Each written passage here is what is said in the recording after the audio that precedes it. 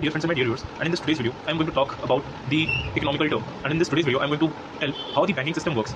Now, my dear friends, in this today's video, I am going to tell you about a very brief and important concepts related to the banking system of India.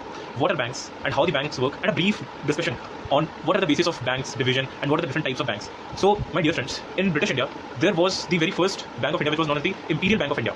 And after that, various different banks in local levels as well as in big towns were started to emerge. But there was no such body in order to regulate these banks. In light of government of India act 1935 British India ने RBI को बनाया, ठीक है, reserve bank of India, और RBI 1935 बन गया, 1934 के act से 1935 में बन गया.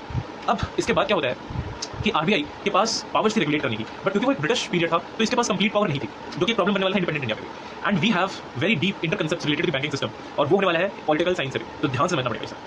देखिए दोस्तों, after the independence, we have adopted a socialistic pattern for society in which state will act as a guardian to protect the people and to enhance their social life.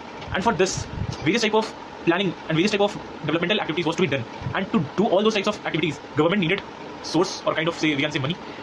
Government devoted a very compact and a type of system where it was a closed economy, a very closed economy where private sectors were not given enough role to play in the market. It was completely, or we can say almost completely governmental controlled. And how these will regulate the banking system or how these will affect the banking system, अभी हम लोग को पता चलेगा.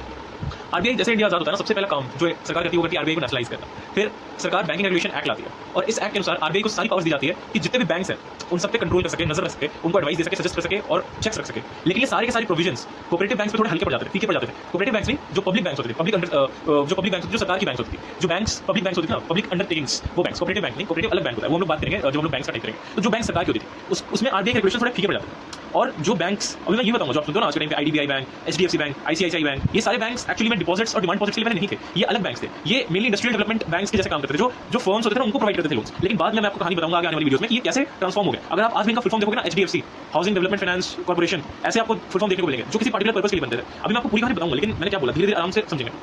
तो private banks के ऊपर RBI पूरे तरीके से कंट्रोल कर सकती है, उनका अथॉरिटी को रिमूव कर सकती है, उनके मैनेजिंग स्टाफ को, डायरेक्टर को, उनके एग्जीक्यूटिव्स को, सबको बता सकती है इसको हटाओ, इसको अपॉइंट करो. लेकिन ये पावर पब्लिक बैंक्स और गवर्नमेंटल बैंक्स के साथ नहीं है. बाद में imperial bank of India SBI बन गया, जो आज के टाइम पे लार्जेस्ट बैंक है. और जो एसबीआई है उसमें शेयर होल्डिंग 51 और 49% की होगी. अब क्योंकि ये गवर्नमेंट के ओन किया हुआ सबसे लार्जेस्ट बैंक है, तो इसके कुछ अलग अलग मायने और कुछ अलग अलग फीचर्स आ जाते हैं. कुछ सर्टेन ऐसे फीचर्स आते हैं जो एसबीआई के पास है, जैसे बॉन्ड इशू करना, इलेक्ट्रल बॉन्ड, और इसी तरह कुछ चुनिंदा चीजें जो एसबीआई के पास रहती है. जैसे बहुत सारे बैंक है जिसमें सरकार का स्टेक 50% से ज्यादा है, बैंक ऑफ इंडिया में 70% के आसपास है. बट एसबीआई क्योंकि इसमें पैसे ज्यादा है, कस्टमर ज्यादा है, और इसमें गवर्नमेंटल का स्टेक भी ज्यादा होगी, बहुत पहले से आ रहा है, इसलिए इसकी एक अलग लैंडमार्क बनती है. फिलहाल जो हम लोग टॉपिक पे आते हैं उस पे आते हैं हम लोग पहले, ठीक है. देखिए बैंक्स होते क्या एक्चुअली, अब हम लोग मेन बात में जो आप लोग सभी को जानते हैं, बैंक्स आर दी बैंक्स, अभी जो इसको मैं एकदम सिंपल टर्म्स में आपको समझाता हूं. Banks are the bodies whose main work is to collect those money as in the form of liabilities and gives the loan in the form of assets. और उससे जो इंटरेस्ट आता है उसी को अपने पास रखना, और जो इंटरेस्ट का एक पोर्शन है उसको डिपॉजिट में दे देना लोगों के पास. यही बैंक का काम, और बस वो स्टोर करके रखती है मनी, ठीक है. और देखिए मैंने आपको पिछली वीडियो में बताया था ना कि जब मनी सेव होती है बैंक्स में, देखिए बैंक्स इसलिए जरूरी है